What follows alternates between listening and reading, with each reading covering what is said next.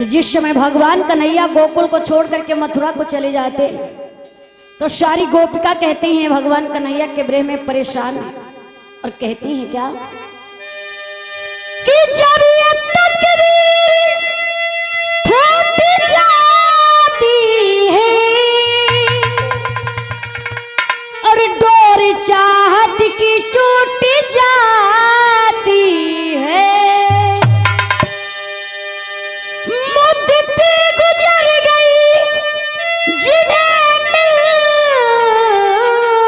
में एक पल में ही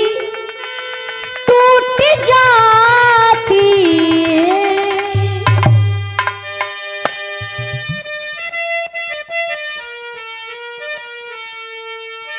राधा कहती कि ये उधो तुम शेर जी लगाओ, कन्हैया से कह देना जा करके एक मेरी बात